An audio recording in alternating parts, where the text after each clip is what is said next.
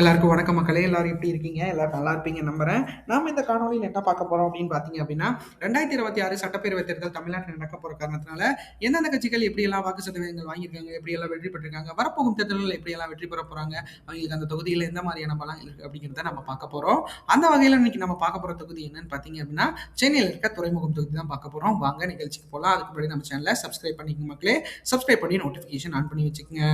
சென்னையில் இருக்க துறைமுகம் தொகுதியை பொறுத்தளவுக்கு மிக ஸ்பெஷலான தொகுதி. ஏன்னா இதெல்லாம் பார்த்தீங்க அப்படின்னா கலைஞர் கருணாநிதி அவர்களோ திமுக அதிக முறை இந்த இடத்துல வெற்றி பெற்றிருக்காங்க. திமுக சார்பில் 1971, 1977, 1980, 1980, 1989, 1999, 2001, 2006, 2016, 2021 வெற்றி பெற்றிருக்காங்க. இந்திய தேசிய காங்கிரஸ் 1952, 57, 62 வெற்றி பெற்றிருக்காங்க. அதிமுக 2011 வெற்றி பெற்றிருக்காங்க. இண்டிபெண்டன்ட் கேண்டிடேட் 1967 வெற்றி பெற்றிருக்காங்க அப்படிங்கிறது குறிப்பிடத்தக்கது. அந்த வகையில் பார்க்குறப்ப பார்த்தீங்க அப்படின்னா திமுக மிகப்பெரிய அளவில் இந்த தொகுதியில் 16 முறை எலெக்ஷன்ல 11 முறை திமுகவும், 3 முறை இந்திய தேசிய காங்கிரசும், 1 முறை அதிமுகவும், 1 முறை இண்டிபெண்டன்ட் கேண்டிடேட்டும் இந்த தொகுதியில் வெற்றி பெற்றிருக்காங்க அப்படிங்கிறது குறிப்பிடத்தக்கது. அடுத்து துறைமுகம் சட்டமன்ற தேர்தல்கள் பார்த்தரலாம். அந்த வகையில் நம்ம 2 தேர்தல்கள் பார்க்க போறோம். 2016, 2021. 2016 பொறுத்த மட்டும் பார்த்தீங்க அப்படின்னா அந்த தொகுதியில் இப்போ அமைச்சர் அறநிலைத்துறை அமைச்சராக இருக்கிற சேகர் பாபு அவர்கள் தான் போட்டிட்டு இருக்காரு. அவர் 42,071 வாக்குகளும் 41.20% பெற்றிருக்கிறாரு. அடுத்து அதிமுக சார்பில் சீனிவாசன் அப்படிங்கிறவர் போட்டியிட்டு 37,635 வாக்குகளும் 36.50% பெற்றிருக்கிறாரு. அடுத்து பிஜேபி சார்பில் கிருஷ்ணகுமார் நந்தினி அப்படிங்கிறவங்க போட்டியிட்டு 13,357 வாக்குகளும் 13.10% பெற்றிருக்கிறாரு அப்படிங்கிறது குறிப்பிடத்தக்கது. அடுத்து 2021 தேர்தலில் பார்த்தீங்க அப்படின்னா மீண்டும் சேகர்பாபு அவர்கள் போட்டியிட்டு வெற்றி பெற்று இந்த இடத்துல இந்து சமய அறநிலையத்துறை அமைச்சர் ஆயிருக்காரு அப்படிங்கிறது குறிப்பிடத்தக்கது. அந்த வகையில் 2021 59,317 வாக்குகளும் 58.90% வாங்கி இந்த இடத்துல மிகப்பெரிய வெற்றியை பதிவு செஞ்சிருக்கிறாரு. அடுத்து பிஜேபி சார்பில் வினோஜ் பி செல்வம் அப்படிங்கிறவங்க போட்டிட்டு 32,043 வாக்குகளும் 31.80% பெற்றிருக்கிறாரு. அடுத்து நாம் தமிழர் கட்சி சார்பில் ரமேஷ் அப்படிங்கிறவங்க போட்டிட்டு 3,357 வாக்குகளும் 3.3% பெற்றிருக்கிறாரு அப்படிங்கிறது குறிப்பிடத்தக்கது. அடுத்து துறைமுகம் மக்களவைத் தேர்தல் பார்த்தலாம். அந்த வகையில் நம்ம 2 தேர்தல்கள் பார்க்க போறோம். 2019, 2024. 2019 பொறுத்தமட்டில் பார்த்தீங்க அப்படின்னா இது சென்னை மத்தியம் தொகுதியோட நாடாளுமன்ற தொகுதியாக வரும். அந்த வகையில் சென்னை மத்தியத்தில் பார்த்தீங்க அப்படின்னா நம்ம தயநிதி மாறன் அவர்கள் தான் போட்டிட்டு இருந்தாரு. அவர் தான் வெற்றி பெற்றிருந்தாரு. தயநிதி மாறன் அவர்களை பொறுத்தளவுக்கு பார்த்தீங்கன்னா 2019 55,521 வாக்குகளும் 55.23% பெற்றிருக்கிறாரு. அடுத்து அதிமுக சார்பில் அதிமுக கூட்டணியில் எஸ்ஆர் சாம்பல் அப்படிங்கிறவங்க போட்டிட்டு 25,726 வாக்குகளும் 25.59% பெற்றிருக்கிறாங்க. அடுத்து நாம் தமிழர் கட்சி சார்பில் ஆர் கார்த்திகேயன் அப்படிங்கிறவங்க போட்டிட்டு 2,317 வாக்குகளும் 2.3% பெற்றிருக்கிறாங்க அப்படிங்கிறது குறிப்பிடத்தக்கது. அடுத்து 2024 தேர்தலை பொறுத்தளவுக்கு பார்த்தீங்க அப்படின்னா அந்த தொகுதியில் மீண்டும் தயநிதி மாறன் அவர்கள் தான் போட்டிட்டு வெற்றியும் பெற்றிருக்கிறாரு. அந்த வகையில் அவர் பார்த்தீங்க அப்படின்னா 55,211 வாக்குகளும் 54.92% பெற்றிருக்கிறாங்க. அடுத்து பிஜேபி சார்பில் வினோஜ் அப்படிங்கிறவங்க போட்டிக்கிட்டு 34,663 வாக்குகளும் 34.48% பெற்றிருக்கிறாங்க. அடுத்து அதிமுக தனிச்சு போட்டிட்டு இருந்தாங்க. அதிமுக சார்பில் பி பார்த்தசாரதி அப்படிங்கிறவங்க போட்டிட்டு 5,480 வாக்குகளும் 5.45% பெற்றிருக்கிறாங்க. அடுத்து நாம் தமிழர் கட்சி சார்பில் ஆர் கார்த்திகேயன் அப்படிங்கிறவங்க போட்டிட்டு 5,167 வாக்குகளும் 5.14% பெற்றிருக்கிறாங்க அப்படிங்கிறது குறிப்பிடத்தக்கது. அடுத்து துறைமுகம் தொகுதி 4 தேர்தல் நிறுவனம் பார்த்துடலாம். அந்த வகையில் நம்ம அதிமுக, திமுக, நாம் தமிழருக்கு பார்க்க போறோம். அதிமுக பொறுத்த மட்டும் பார்த்தீங்க அப்படின்னா 2016 36.50%, 2019 25.89%, 2021 31.80%, 2024 5.45% பெற்றிருக்கிறாங்க. அடுத்து திமுக பொறுத்த மட்டும் பார்த்தீங்க அப்படின்னா 2016 41.20%, 2019 55.23%, 2021 58.90%, 2024 54.92% பெற்றிருக்கிறாங்க. அடுத்து நாம் தமிழர் கட்சியை பொறுத்தளவுக்கு பார்த்தீங்க அப்படின்னா 2016 0.9%, 2019 2.3%, 2021 3.3%, 2024 5.14% தான் இந்த இடத்துல பெற்றிருக்கிறாங்க அப்படிங்கிறது குறிப்பிடத்தக்கது. அடுத்து துறைமுகம் தொகுதி வாக்காளர்கள் நிலவரத்தை பற்றி பார்த்துடலாம். அந்த வகையில் பார்த்தீங்க அப்படின்னா அந்த தொகுதியில் மொத்த வாக்காளர்களாகவே 1,10,517 பேர் தான் வாக்காளர்களாக நியமிக்கப்பட்டிருக்காங்க. எனக்கு தெரிஞ்சு இந்த தேர்தலையே மிக குறைவான வாக்காளர்கள் இருக்கிறது துறைமுகம் தான் நினைக்கிறேன். அந்த வகையில் 55,142 ஆண்களும் 55,280 பெண்களும் இந்த இடத்துல வாக்காளர்களாக பதிவு செய்யப்பட்டிருக்காங்க. 55 மூன்றாம் பாலினத்தவர்கள் 55 பேர் வாக்காளர்களாக பதிவு செய்யப்பட்டிருக்காங்க அப்படிங்கிறது குறிப்பிடத்தக்கது. வாக்காளர்களே ஏஜ் வைஸ் கேட்டகரியில் பார்க்குறப்ப பார்த்தீங்க அப்படின்னா 18 வயசுலேருந்து 34 வயசு வரைக்கும் இருக்கிறீங்க 18,652 ஆண்களும் 18,685 பெண்களும் இந்த வாக்காளர்களாக பதிவு செய்யப்பட்டிருக்காங்க. அதே 35 வயசுலேருந்து 54 வயசு வரைக்கும் இருக்கீங்க பார்த்தீங்க அப்படின்னா 23,618 ஆண்களும் 23,660 பெண்களும் இந்த வாக்காளர்களாக பதிவு செய்யப்பட்டிருக்காங்க அப்படிங்கிறது குறிப்பிடத்தக்கது. 54 வயசுலேருந்து 65 வயசுக்கு மேலே இருக்கீங்க பார்த்தீங்க அப்படின்னா அப்படின்னா 12,913 ஆண்களும் 12,936 பெண்களும் இந்த இடத்துல வாக்காளர்களா பதிவு செய்யப்பட்டிருக்காங்க அப்படிங்கிறது குறிப்பிடத்தக்கது. ஆக மொத்தத்துல பெண்கள் பார்த்தீங்க அப்படின்னா இந்த தொகுதியில ஒரு 100 பேர் மட்டும்தான், 98 பேர் அதிகமா இருக்காங்க. ஆண்கள் ஏன்னா துறைமுகமா இருக்குல்ல, ஸோ அதனால ஆண்கள் வந்து இந்த இடத்துல சதவீதங்கள் எச்சா இருக்கு அப்படிங்கிறது நம்மளுக்கு தெரியுது. அடுத்து பார்த்தீங்க அப்படின்னா துறைமுகம் தொகுதி வாக்குப்பதிவு சதவீதங்கள் கடந்த 8 தேர்தல்கள் எப்படி இருந்துச்சு அப்படிங்கிறத நம்ம பார்த்துடலாம். அந்த வகையில் பார்க்குறப்ப 1989 66.80%, 1991 53.20%, 1996 54.90%, 2001 33.39%, 2006 57.10%, 2011 63.10%, 2016 55.90%, 2021 59.80% இந்த இடத்துல வாக்குகள் பதிவாயிருக்கு அப்படிங்கிறது குறிப்பிடத்தக்கது. 2026 தேர்தல் வாக்குப்பதிவு எதிர்பார்ப்பு சதவீதத்தை பொறுத்தளவுக்கு 59.60%. அதாவது தமிழ்நாட்டிலேயே இந்த தொகுதியில மட்டும்தான் மிக குறைவான அளவில் வாக்குகள் பதிவாக போகுது மக்கள். ஏன்னா இந்த தொகுதி வந்து ஏன்னா இந்த தொகுதிகள் அந்த டேட்டாஸால் ரெடி பண்ணிட்டு இருக்கேன். அதாவது குறைந்த தொகுதிகள் எப்படி வாக்குப்பதிவு நடந்திருக்கு, நிறைய அதிகமான வாக்குகள் இங்கே பதிவு பண்ணியிருக்காங்க அப்படிங்கிறதெல்லாம் ரெடி பண்ணிட்டு இருக்கேன். அடுத்து பார்த்தீங்க அப்படின்னா துறைமுகம் தொகுதி வாக்கு எதிர்பார்ப்பு 2026 பொறுத்த மட்டும் எப்படி இருக்கும் அப்படிங்கிறத பார்த்துடலாம். அந்த வகையில் இந்த தொகுதியில் பார்த்தீங்க அப்படின்னா சோஷியல் திமுக தான் வெற்றி பெற போறாங்க. திமுக சார்பில் சேகர்பாபு அவர்கள் போட்டிட்டாங்க அப்படின்னா 40.18%, 26,466 வாக்குகளும் பெறுவதற்கு வாய்ப்புகள் அதிகமாக இருக்கு. ஏன்னா சேகர்பாபு அவர்களை பொறுத்தளவுக்கு பார்த்தீங்க அப்படின்னா இப்போ அமைச்சராக வேற இருக்கிறாரு. ஸோ அமைச்சராக இருக்கிற காரணத்தினால மிகப்பெரிய அளவில் துறைமுகம் தொகுதியில் அவர் மிகப்பெரிய அளவில் ஒரு ஆளுமையாக இருக்கிறாரு. ஏன்னா கடந்த 2 தேர்தல்களில் மிகப்பெரிய வெற்றியை வந்து இங்கே பதிவு செஞ்சிருக்காரு. அதாவது ஜெயலலிதா அவர்கள் இருந்த காலகட்டத்திலே பார்த்தீங்க அப்படின்னா துறைமுகம் தொகுதியை மிகப்பெரிய அளவில், ஏன்னா அவரும் வந்து ஏடிஎம்கேல இருந்து தான் வந்தவர். ஸோ அதனால பார்த்தீங்க அப்படின்னா அந்த தொகுதியில் மிகப்பெரிய அளவில் ஒரு பலுவை வந்து அவர் வச்சிருக்காரு அப்படிங்கிறது குறிப்பிடத்தக்கது. ஆக மொத்தத்தில் இப்போ இருக்கிற எலெக்ஷன்களை பொறுத்தளவுக்கு பார்த்தீங்க அப்படின்னா மு.க. ஸ்டாலினுக்கு மிகப்பெரிய மு.க. ஸ்டாலின் அவர்களுக்கு மிகப்பெரிய அளவில் நெருக்கமான நண்பராக இருக்கிறாரு. ஸோ சேகர்பாபு அவர்களை பொறுத்தளவுக்கு பார்த்தீங்க அப்படின்னா இந்த தொகுதியில் கண்டிப்பாக அவர் தான் போட்டிடுவார் அப்படிங்கிறதுல எந்த ஒரு ஐயமும் இல்லை. போட்டிட்டார் அப்படின்னா மிகப்பெரிய வெற்றியை அவர் பதிவு செய்வார் அப்படிங்கிறது நம்மளுக்கு உறுதியாக தெரியுது.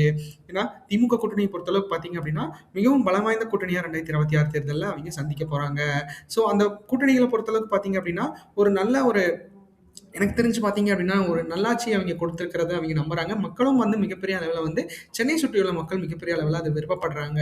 ஸோ சென்னையில் இருக்க சென்னை சுற்றியுள்ள மாவட்டங்களில் கிட்டத்தட்ட 41 தொகுதிகள் இருக்குது. இந்த 41 தொகுதிகளில் கண்டிப்பாக அவங்க 35+ வாங்குவாங்க அப்படிங்கிறதுல எந்த ஒரு ஐயமும் இல்லை. ஸோ அந்த அளவுக்கு வந்து திமுக மேலே மிகப்பெரிய அளவில் ஒரு ஆர்வமான போக்கு தான் வந்து சென்னையில் சுற்றியுள்ள மாவட்டங்களில் இருக்குது அப்படிங்கிறது நம்மளால நம்ப முடியுது. ஏன்னா சென்னையை சுற்றியுள்ள மாவட்டங்களில் குறைந்தபட்சம் வந்து 30+ வாங்கிட்டோம், 35+ வாங்கிட்டோம் அப்படின்னா கண்டிப்பாக வந்து வட மாவட்டங்கள் வந்து கொஞ்சம் எப்பவோ வந்துடும். கொங்கு மாவட்டங்கள் மட்டும் மிகப்பெரிய அளவில் ஒரு திமுகக்கு மிகப்பெரிய அளவில் ஒரு இலக்கா இருக்கும். டெல்டா மாவட்டங்கள் மிகப்பெரிய அளவில் எங்களுக்கு சப்போர்ட்டாக இருக்கு. தென் மாவட்டங்கள் கண்டிப்பாக பார்த்தீங்க அப்படின்னா ஈக்குவாலிட்டியாக இந்த தடவை வரதுக்கான வாய்ப்புகள் இருக்க காரணத்தினால கண்டிப்பாக வந்து வெற்றி வாய்ப்புகள் மிகப்பெரிய அளவில் பிரகாசமாக திமுக கூட்டணிக்கு இருக்கு. அது எந்த மாதிரி எப்படி வெற்றி பெற போறாங்க, எந்த வாக்கு சதவீதத்தில் வெற்றி பெற போறாங்க அப்படிங்கிறத பார்க்கறதுக்கு தான் மிகப்பெரிய அளவில் ஆர்வமா இருக்கு. பார்க்கலாம் அது எந்த மாதிரி எப்படி இருக்க போகுது அப்படின்ட்டு நம்ம பார்க்கலாம். அடுத்து பார்த்தீங்க அப்படின்னா அதிமுக கூட்டணியை பொறுத்தளவுக்கு 36.09%, 23,772 வாக்குகளும் பெறுவதற்கு வாய்ப்புகள் இருக்கு. இந்த தொகுதியை பொறுத்தளவுக்கு பார்த்தீங்க அப்படின்னா அதிமுகவுக்கு மிக குறைவான அளவில் தான் செல்வாக்கு இருக்கு. ஸோ அந்த வகையில் பார்க்குறப்ப பிஜேபிக்கு கொஞ்சம் பலம் இருக்க காரணத்தினால இந்த 36.09% வாக்குகள் வாங்குறதுக்கும் வாய்ப்புகள் இருக்கு. ஏன்னா அதிமுக பொறுத்த மட்டும் பார்த்தீங்க அப்படின்னா திமுகவோட சென்னையில் சுற்றியுள்ள மாவட்டங்களில் ஜெயலலிதா, அதாவது எம்ஜிஆர் அவர்களோ ஜெயலலிதா அவர்களாலேயும் மிகப்பெரிய அளவில் ஈடு கொடுக்க முடியல. பட் ஆனால் 2011 தேர்தலில் இதில் மிகப்பெரிய அளவில் தவிடுபடியாச்சு. ஸோ அந்த அளவுக்கு வந்து 2011 தேர்தலில் திமுக மிகப்பெரிய அளவு தோல்வி அடைஞ்சிருந்தாங்க அப்படிங்கிறது குறிப்பிடத்தக்கது. ஆனால் இப்போ சூழ்நிலைகள் வேற மாதிரி இருக்கு. ஆக மொத்தத்தில் பார்த்தீங்க அப்படின்னா திமுக மேலே மிகப்பெரிய அளவில் இழுபறியான விஷயங்கள் இல்லை அப்படின்னாலும் இந்த தொகுதியில் வந்து திமுகவுக்கு வந்து வெற்றி வாய்ப்பு அதிகமாக இருக்கு. ஏன்னா சேகர்பாபு அப்படிங்கிற அந்த ஒரு ஆளுமை வந்து திமுகவில் இருக்காரு. ஸோ அவரை பொறுத்தளவுக்கு அவர் தொகுதியை மிகப்பெரிய அளவில் அவர் கான்சன்ட்ரேட் பண்ணுவார் அப்படிங்கிறதுல எந்த ஒரு ஐயமும் இல்லை. ஸோ அதனால வந்து திமுக வந்து வெற்றி பெறும். அதிமுக வந்து இந்த தொகுதி இழக்கிறதுக்கான வாய்ப்புகள் அதிகமா இருக்கு அப்படிங்கிறத குறிப்பிடத்தக்கது. ஏன்னா 2011 தேர்தலையும் பார்த்தீங்க அப்படின்னா குறைந்தபட்ச அளவில் வாக்குகள் தான் வெற்றி பெற்றிருக்காங்க. ஸோ அந்த அளவுக்கு வந்து துறைமுக மக்கள் வந்து திமுக மேல மிகப்பெரிய நம்பிக்கை வச்சிருக்காங்க அப்படிங்கிறது நம்மளுக்கு தெரியுது. ஸோ அது எந்த மாதிரி எப்படி இருக்க போகுது, என்ன பண்ண போறாங்க. ஏன்னா அதிமுக வந்து இப்போ வந்து என்டிஏ கூட்டணியில், அதாவது பிஜேபியோட சேர்ந்திருக்காங்க. பிஜேபியும் பார்த்தீங்க அப்படின்னா மிகப்பெரிய அளவில் ஒரு வலுவான கட்சியாக மாறிட்டு இருக்கு. ஏன்னா அவர் பேர் என்ன, அண்ணாமலை அவர்கள் அவர்கள் வந்ததுக்கப்புறம் பார்த்தீங்க அப்படின்னா, மிகப்பெரிய அளவிலான ஒரு முன்னேற்றம் வந்து பிஜேபிக்கு கிடைச்சிருக்கு அப்படிங்கிறது நம்மளுக்கு உறுதியா தெரியுது. ஸோ அது எந்த அளவுக்கு இருக்குதுன்னு நான் சொல்லி தெரிய போறதில்ல. 2024 எலக்ஷன்ல பிஜேபி தனிச்சு போட்டியிட்டு கிட்டத்தட்ட 17% வாக்குகள் பக்கமா அதாவது தனிச்சுனா பாமகவோட சேர்ந்து தனிச்சு பார்த்தீங்க அப்படின்னா 13, 14% வாக்குகள் வாங்கியிருந்தாங்க. பாட்டாளி மக்கள் கட்சி ஒரு 6% வாங்கியிருந்தாங்க அப்படிங்கிறது குறிப்பிடத்தக்கது. அம்மா மக்கள் முன்னேற்ற கழகம் 3.5% வாங்கியிருந்தாங்க. ஸோ அவங்களோட ஈக்குவாலிட்டி என்டிஏ கூட்டணியோட ஈக்குவாலிட்டி பார்த்தீங்க அப்படின்னா 27% to 28% இருக்கு தமிழ்நாட்டில். ஸோ அதிமுக பார்த்தீங்க அப்படின்னா 30% இருக்கு. ஸோ இந்த 30ம் 25ம் சேர்ந்துச்சு அப்படின்னா 55 வாக்குகள் சதவீதம் வரதுக்கு வாய்ப்புகள் இருக்கு. ஆனால் தமிழக வெற்றி கழகத்தோட வருகையினால பார்த்தீங்க அப்படின்னா 2 கட்சிகளுமே மிகப்பெரிய அளவில் ஒரு சஃபர் சந்திக்க போறாங்க. பார்க்கலாம் அது எந்த மாதிரி எப்படி இருக்க போகுது அப்படின்ட்டு. அடுத்து பார்த்தீங்க அப்படின்னா நாம் தமிழரை பொறுத்தமட்டில் 6.20%, 4083 வாக்குகளும் பெறுவதற்கு வாய்ப்புகள் இருக்கு. ஏன்னா நாம் தமிழரை பொறுத்தமட்டில் பார்த்தீங்க அப்படின்னா தனிச்சு தான் போட்டியிடுவேன் அப்படிங்கிறத வந்து உறுதியா தெரிவிச்சிட்டாரு சீமான் அவர்கள். வேட்பாளர்கள் பட்டியல் வரைக்கும் அவர் அறிவிச்சிட்டாரு. அவரை பொறுத்த அளவுக்கு பார்த்தீங்க அப்படின்னா நம்மளோட அவரோட அவரோட எண்ணம் எப்படி இருக்கு அப்படின்னு பார்த்தீங்க அப்படின்னா தன்னோட வெற்றி தனக்கானதாக இருக்கணும். எந்த கூட்டணி கட்சிகளோட இணைவு இல்லாம நான் வெற்றி பெறணும் அப்படிங்கிறத வந்து அவர் உறுதியா நம்புறாரு. அவரை பொறுத்த அளவுக்கு பார்த்தீங்க அப்படின்னா தன் மக்கள் வந்து தனக்காக எல்லாமே செய்வாங்க. அதாவது தமிழின மக்கள் வந்து எல்லாருமே நம்மளுக்காக செய்வாங்க அப்படிங்கிறத மிகப்பெரிய அளவில் வந்து அவர் உறுதியா நம்புறாரு. ஸோ அவரோட நம்பிக்கை மிகப்பெரிய அளவில் பொய்த்து போகாமல் இருக்கணும் அப்படின்னா மக்கள் எல்லாரும் வந்து ஒன்றுபட்டு கண்டிப்பா வந்து அவருக்கான வாய்ப்புகளை கொடுக்கணும். ஏன்னா அவரும் கேட்கறது வாய்ப்பு தான். ஸோ வாய்ப்புகள் வந்து ஏன்னா கடந்த கொஞ்ச நாளைக்கு முன்னாடி கூட அவர் வந்து ஒரு இன்டர்வியூல சொல்லியிருந்தாரு, எல்லாத்துக்கும் வாய்ப்பு கொடுக்குறீங்க, எங்களுக்கும் வாய்ப்பு கொடுங்க அப்படிங்கிற மாதிரி தான் கேட்டிருந்தாரு. ஸோ மக்களை பொறுத்த அளவுக்கு அது எப்படிப்பட்டு எடுக்க போறாங்கன்னு எனக்கு தெரியல. ஆனா தமிழ்நாட்டு மக்கள் வந்து திராவிட கட்சிகளை மிகப்பெரிய அளவில் நம்புறாங்க. ஸோ அவங்கள பொறுத்த அளவுக்கு அவங்க இந்த மாதிரி மாறுறதுங்கிறது மிகப்பெரிய அளவில் அரிதான விஷயமா கருதப்படுது. பார்க்கலாம் அது இந்த முறை எப்படி இருக்க போகுது, என்ன பண்ண போறாங்க அப்படின்ட்டு. அடுத்து பார்த்தீங்க அப்படின்னா தமிழகத்துக்கு புதுவரவா வந்திருக்க தமிழக வெற்றி கழகத்தோட நிலையை பொறுத்தளவுக்கு 15.88%, 10,460 வாக்குகளும் என பெறுவதற்கு வாய்ப்புகள் இருக்கு. ஏன்னா தமிழக வெற்றி கழகத்தை பொறுத்தளவுக்கு பார்த்தீங்க அப்படின்னா விஜய் அப்படிங்கிற அந்த ஒரு பெரிய மனிதன், அதாவது தனி மனிதனாக அந்த கட்சியில மிகப்பெரிய அளவில் ஒரு ஆளுமையா இருக்கிற விஜய் அவர்களை பொறுத்த அளவுக்கு பார்த்தீங்க அப்படின்னா இந்த இந்த குறைந்தபட்ச வாக்குகள் வந்து அவரோட ஆக்டிங் கரியர், அதாவது அவர் வந்து கோலிவுட்டோட மிகப்பெரிய ஸ்டாரா இருக்காரு. ஸோ அதனால பார்த்தீங்க அப்படின்னா அவருக்கு ஃபேம் தேவையில்லை. அதாவது எப்படி சொல்றது, அவருக்கு ஒரு அறிமுகம் தேவையில்லை. ஸோ அவருக்கு அட்வர்டைஸ்மெண்ட்டும் தேவையில்லை. அந்த அளவுக்கு வந்து மக்கள் வந்து விஜய் அவர்களுக்கு, அதுவும் யங்ஸ்டர்ஸ் மிகப்பெரிய அளவில் வந்து ஒரு ஆதரவா இருக்காங்க. என்னோட ஆஃபீஸ்ல கூட பார்த்தீங்க அப்படின்னா 10 பேர் இருக்கிறோன்னா 8 பேர் டிவிக்கே அந்த அளவுக்கு யங்ஸ்டர்ஸ் வந்து மிகப்பெரிய அளவில் வந்து அவர் கவர்ந்துருக்காரு. ஒரு தடவை வாய்ப்பு கொடுக்கணும்னு சில பேர் இருக்காங்க, அவருக்கு தான் வாய்ப்பு அளிப்பேன்னு சில பேர் இருக்காங்க. எனக்கு தெரிஞ்சு மிகப்பெரிய அளவில் ஒரு நல்ல முன்னேற்றத்தை வந்து விஜய் அவர்கள் சந்திச்சுட்டு இருக்காரு. கண்டிப்பா வந்து இதை அப்படியே கண்டினியூ பண்ணணும் அப்படிங்கிறது தான் என்னோட ஆசை. பார்க்கலாம் அது என்ன எப்படி இருக்க போகுது, என்ன பண்ண போறாரு அப்படிங்கிறத நம்ம பொறுத்திருந்து பார்க்கலாம். ஆக மொத்தத்தில் அவரோட வளர்ச்சி விகிதங்கள் தமிழ்நாட்டில் மிகப்பெரிய அளவில் இருக்கு. ஸோ தமிழக வெற்றி கழக நண்பர்கள் வந்து வாக்குகள் வந்து இருக்கு. ஆனால் கூட்டணியோட சேர்ந்திருந்தது அப்படின்னா மிகப்பெரிய அளவில் வெற்றியும் கிடைச்சிருக்கும். பட் ஆனால் நம்ம பயிற்சி தான் இந்த தடவை வந்து கொஞ்சம் எப்படின்னா நம்ம வெற்றி பெறுவதற்கு 40-45% வேணும். நம்ம கிட்ட இருக்கிறது 17 to 18%. எனக்கு தெரிஞ்சு 14லேருந்து 18% வரைக்கும் தமிழக வெற்றி கழகத்தோட ரேஷியோ இருக்கும். அதுக்கு மேலே வந்து வாங்கணும் அப்படின்னா அந்த கழக நிர்வாகிகளும் கழக தொண்டர்களும் அந்த கட்சி உறுப்பினர்களும் மிகப்பெரிய அளவில் பாடுபட வேண்டியதாக இருக்கும். கண்டிப்பாக கற்றுக்குங்க. இந்த தேர்தல் மிகப்பெரிய அளவில் எங்களுக்கு ஒரு சுவாரஸ்யமாக இருக்கும் அப்படிங்கிறதுல எந்த ஒரு ஐயமும் இல்லை. ஆக மொத்தத்தில் 15.88%, 10,460 வாக்குகளும் பெறுவதற்கு விஜய் அவர்களின் கட்சியான தாவேகாவுக்கு வாய்ப்பு இருக்கு. அடுத்து பார்த்தீங்க அப்படின்னா 2026 தமிழ்நாடு தேர்தல் கூட்டணி எதிர்பார்ப்பு இந்தந்த கட்சிகள்லாம் ஒன்றிணைந்தது அப்படின்னா மேற்கூறிய வாக்குகள் கிடைக்கிறதுக்கான வாய்ப்புகள் அதிகமாக இருக்கும். அந்த வகையில் அதிமுக கூட்டணியை பொறுத்தளவுக்கு பாஜக, பாமக, அம்மா மக்கள் முன்னேற்ற கழகம், தமிழ் மாநில காங்கிரஸ்லாம் இருந்தாங்க அப்படின்னா 36.09% வாக்குகள் வாங்குறதுக்கு வாய்ப்புகள் இருக்கு. ஏன்னா அவங்கள பொறுத்தளவுக்கு பார்த்தீங்க அப்படின்னா அந்த என்டிஏ கூட்டணி மிகப்பெரிய அளவில் பலம் வாய்ந்த கூட்டணியாக இருக்குது. ஸோ அந்த அளவுக்கு வந்து என்டிஏ கூட்டணியை வந்து இபிஎஸ் அவர்கள் வந்து மிகப்பெரிய அளவில் பில்ட் பண்ணிட்டு போயிட்டுருக்காரு. ஸோ நாயனார் அவர்களும் பார்த்தீங்க அப்படின்னா அதிமுகவோட மிக சார்ந்து இருக்க காரணத்தினால அந்த என்டிஏ அலைன்ஸ் வந்து நல்ல ஒரு என்ன க்ரோத் லெவலில் தான் போயிட்டுருக்கு. ஸோ அந்த அளவுக்கு வந்து மிகப்பெரிய வாக்குகளை வந்து இந்த தடவை வாங்குறதுக்கான வாய்ப்புகள் இருக்குது. ஆனால் ஆத்தூர் தொகுதியை பொறுத்த அளவுக்கு பார்த்தீங்க அப்படின்னா சேகர் பாபு அவர்களோட இன்ஃப்ளூயன்ஸ் இருக்குது. ஸோ அதனால் இது சென்னை அப்படிங்கிற காரணத்தினாலையும் பார்த்தீங்கன்னா அதிமுக கூட்டணியில் 36.09% வாக்குகள் தான் வாங்குறதுக்கு வாய்ப்புகள் இருக்கு. அதுக்கு மீறி வாக்குகள் வாங்கணும் அப்படின்னா மிகப்பெரிய அளவில் மாற்றம் ஏற்படணும். 2011 மாரி இவல்யூஷன் ஏற்படணும் வாய்ப்புகள் இல்ல. இருந்தாலும் பார்க்கலாம். அடுத்து திமுகவ பொறுத்தவரைக்கும் பார்த்தீங்கன்னா, திமுக, இந்திய தேசிய காங்கிரஸ், சிபிஐ, சிபிஎம், விடுதலை சிறுத்தைகள் கட்சி, மக்கள் நீதி மய்யம், மதிமுக, தேமுதிக போன்ற கட்சிகள் வந்து அவங்களோட கூட இருக்காங்க. சேகர்பாபு அப்படிங்கிற ஒரு அரசியல் ஆளுமை இருக்கிற காரணத்தினால 40.18% வாக்குகள் வாங்கி வெற்றி பெறுவதற்கான வாய்ப்புகள் வந்து திமுக கூட்டணிக்கு இருக்கு அப்படிங்கிறத நம்மளால உறுதியா நம்ப முடியும். ஏன்னா திமுகவ பொறுத்தமட்டில் பார்த்தீங்க அப்படின்னா, இந்த தடவ கண்டிப்பா வந்து ஆட்சிய பிடிச்சிரணும். ஏன்னா தொடர் வெற்றிய வந்து அ எம்ஜிஆர் அவர்கள் வந்ததுக்கு அப்புறம் பார்த்தீங்க அப்படின்னா, ஏன் கலைஞர் அவர்களாலயும் நிகழ்த்த முடியல. அந்த அளவுக்கு வந்து அவங்க சஃபர் இருக்காங்க. கண்டிப்பா வந்து அவைங்க இந்த தடவ அது எப்படி சொல்றது?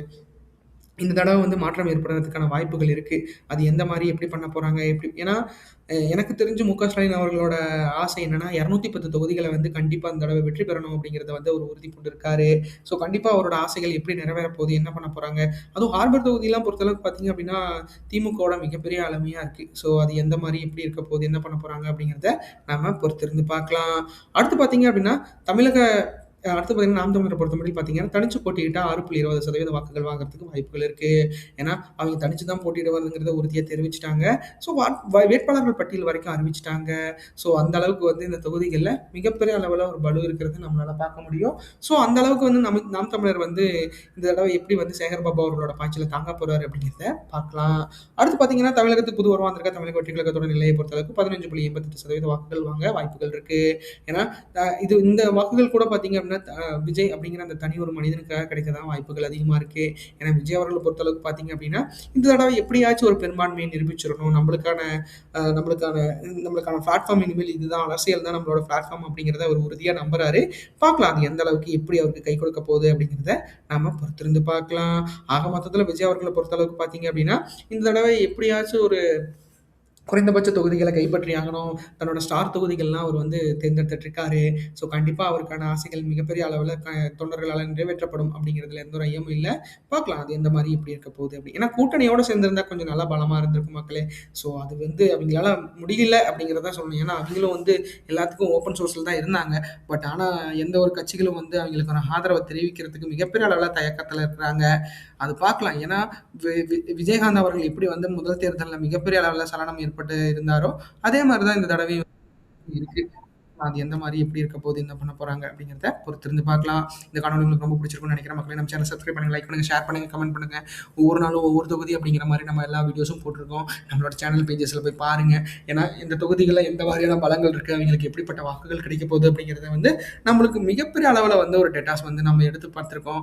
அதுக்கு நிறைய அனலைஸ் பண்ணி தான் குடுத்துருக்கேன். கண்டிப்பா வந்து இதுல உங்களுக்கு எந்த மாற்றமும் இருக்காது. கண்டிப்பா அக்யூரேட்டா இருக்கிறதுக்கான வாய்ப்புகள் 80% to 90% அக்யூரேட்டா இருக்கும் மக்களே. நம்ம சேனலை சப்ஸ்கிரைப் பண்ணுங்க. நன்றி, வணக்கம்.